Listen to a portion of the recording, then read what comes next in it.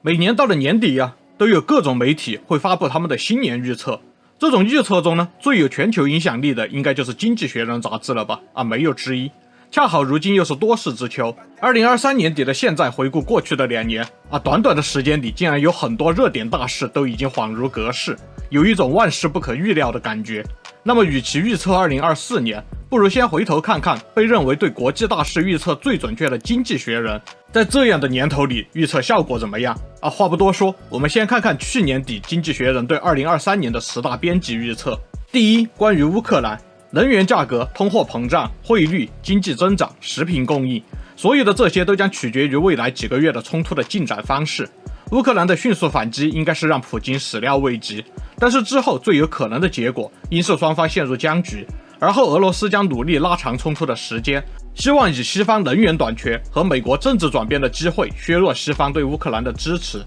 第二，即将发生的经济衰退，作为大流行特殊状态的后果，全球各大主要经济体将提高利率以遏制通货膨胀，而后带来的高能源价格将引发主要经济体集体陷入衰退。美国的衰退应该相对温和，而欧洲的衰退将会更加的严重。然后呢，强劲的美元将损害已经受到了食品价格飙升冲击的贫穷国家们，经济衰退的痛苦将会在全球范围内蔓延。第三，气候议题的一线曙光，各国近来都在争取确保本国的能源供应，污染性的化石能源需求上升，但是作为中期预测，乌克兰战争的发生将迫使各国加速转向可再生能源。碳氢化合物能源的国际供应呢，大体是由非民主国家所控制的，可再生能源将会是更安全的选择。除了风能和太阳能之外，也可以关注核能和氢能的发展。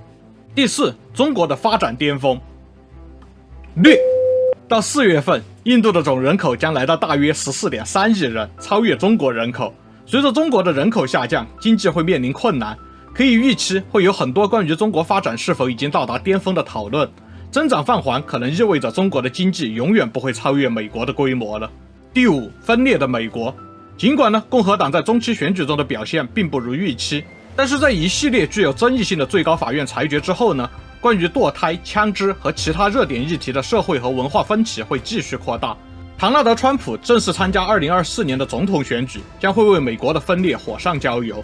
第六，值得关注的爆发点。对于乌克兰战争的强烈关注，增加了冲突在其他地方爆发的风险。在俄罗斯无暇他顾的情况下，冲突正在其后院爆发。值得关注的潜在爆发点有：曾经俄罗斯和土耳其之间的势力过度抵挡，中国对台海局势的判断，印度和中国之间在喜马拉雅山脉的紧张局势。第七，联盟转变。地缘政治发生了变化，那么联盟关系也随之改变。北约将在乌克兰战争中得到振兴，会迎来2个新的成员。沙烏地阿拉伯是否会加入新兴的亚伯拉罕协议成为悬念。其他的近来显眼的团体还包括由美国领导的针对中国的4方联盟和奥库斯，以及意在维持关系的 I2U2 论坛。第八，报复性旅游。随着疫情结束，各国的政策恢复正常，旅游市场将出现报复性的增长，全球旅行的支出将大致恢复到2019年的 1.4万亿美元水平。不过呢，这是包含了通货膨胀推高价格预期之后的预测数字。国际旅客的实际出行人数预测为16亿人次，将仍低于2019年疫情前的18亿人次。此外，由于企业正在削减成本，全球商务旅行将继续疲软。第九，关于虚拟现实的情况。在电视游戏之外，虚拟世界中工作和娱乐的想法是否会流行起来仍有悬念。2023年将有一些事件为我们提供参考，包括苹果将推出其第1代头戴式设备， Meta 的股价持续低迷，将使得他们对于是否改变战略做出决定。与此同时，一个不太复杂但是更直接有用的转变可能会发生，那就是通行证可能会开始取代密码。第10，新的行业黑化。包括上文的通行证，可能对大部分人来说都不知道它的意思。2023年，新兴行业中的黑化还会更新，比如英版会取代零版，后量子密码学会流行，而加密货币将不再流行，还有冻结冲突或合成燃料等等新词语会出现。就是这10个。当然，编辑10大预测只是经济学人年度预测的一个小总结，每年这一期杂志本来就是分析和预测内容。那各地预测我就不说了，下面再把 Leader 章的预测做个小总结，大意和编辑预测中重复的内容我就不再说一次了。第一，乌克兰的战斗机会。乌克兰战争可能不会短时间内结束，也难以预测以何种方式结束，但是数月的战斗已经在乌克兰土地上留下了一些清晰的轨迹。未来的和平可能性也将沿着这些轨迹发展。第一条可能的轨迹是，乌克兰在战场上持续扭转劣势。俄罗斯虽然人口是乌克兰的3倍多，但是将很难支持一场长期的军事战力。如果乌克兰能扩大优势，继续装备和补给给前线4个省份的部队，甚至复刻2014年对克里米亚地区的闪电夺回行动，那么需要动员更多俄罗斯人投入战斗时，俄罗斯的厌战情绪将会让普京无法应对。从乌克兰的角度来看，另一条轨迹是，这场战争是一场信息战。乌克兰人知道自己无法从军事的角度赢得战争，但是继续战争是赢得和平的基础。西方对乌克兰的稳定支持将会是重要课题。俄罗斯不会希望与西方达成一笔不平等的和平协议，至少是希望通过切断欧洲的能源供应来胁迫欧洲国家。欧洲国家则可能警告扩大战争，包括向乌克兰输送更危险的武器。总的来说，俄罗斯将不会再向乌克兰西部的战场投入大量武器，但乌克兰东部的战事不会轻易结束。接下来这个冬天会很艰难，但我们预测下一个冬天可能更艰难。第二，中国在痛苦阴霾下的机遇。虽然习近平班底获得了新的连任，但他们也不得不承认中国正笼罩在阴霾之下。在2021年的中共19届六中全会上，习就已经提出了必须准备应对严峻复杂的国际形势。在2022年的党代表大会，他又被称为舵手，这是曾经对毛泽东的称呼，令人不安。这届中国政府声称扶贫政策已经取得了平稳胜利，中国全境的极端贫困已经被消除。同时，本届政府也声称，他们已经准备好应对包括极端恐怖分子、宗教极端分子、分裂主义分子在内的一切挑战。但是要面对疫情、低迷的经济和被国际社会孤立的风险，中国将不得不准备更多。国际社会认为，中国的清零政策和对香港的强硬立场是过于专制的表现，使得中国比以往任何时候都更加的孤立。但习面临的最大挑战应该是中国的国内经济。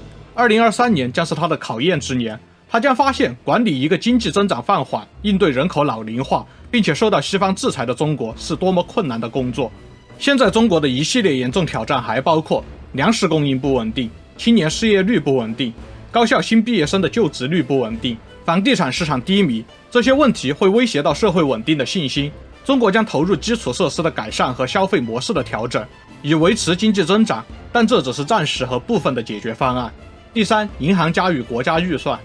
2023年将是各国财政集团和货币集团之间关系紧张的一年，全球经济正在放缓，在许多国家，尤其是富裕国家中，央行将提高利率以抑制上升的通货膨胀，这是必要的，但是也会带来风险。通货紧缩也可能会带来更加严重的挑战，尤其是在能源和食品价格上涨的当下。通缩的货币政策以及在市场上引发的紧张情绪，这使得借款成本增加，正在引发全球性的经济收缩。能源紧张、被极端天气破坏的供应链，以及中国的房地产市场可能会是令市场最紧张的问题。各国央行将继续在高压下做出必要的尝试，尽管央行们试图在控制通胀和支持就业之间取得平衡，但是他们将面临越来越多的困难。各国的政策制定者也将不得不在抑制通胀和维持经济稳定之间做出取舍。第四，浮士德式交易。新的能源系统将会涉及到一些让各国不舒服的妥协。2022年的能源冲击造成了欧洲的混乱，解决这个问题需要全球合作，需要创新和努力，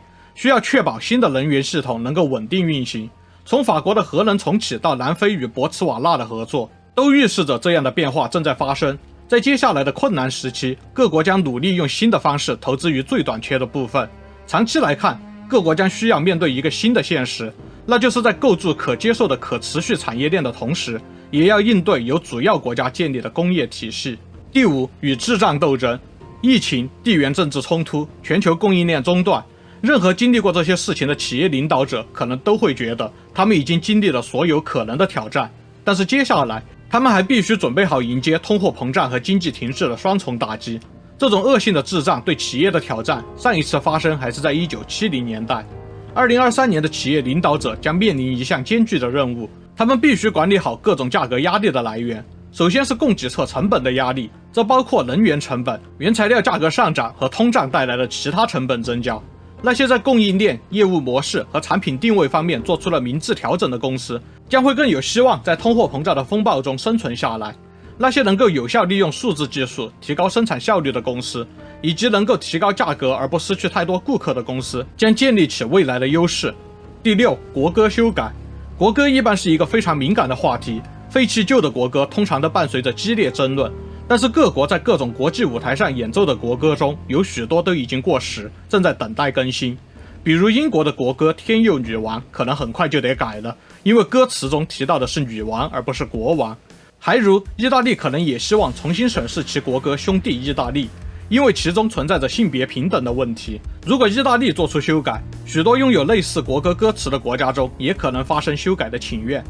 就是这些。现在2023年已经快结束了，各位觉得预测的怎么样呢？那一般来说，这种国际趋势的预测能有个60-70%的正确率，就已经是很厉害、很有信用的媒体了，所以也不用太苛刻。都看到这儿了，别忘了点赞订阅，我们下期再见。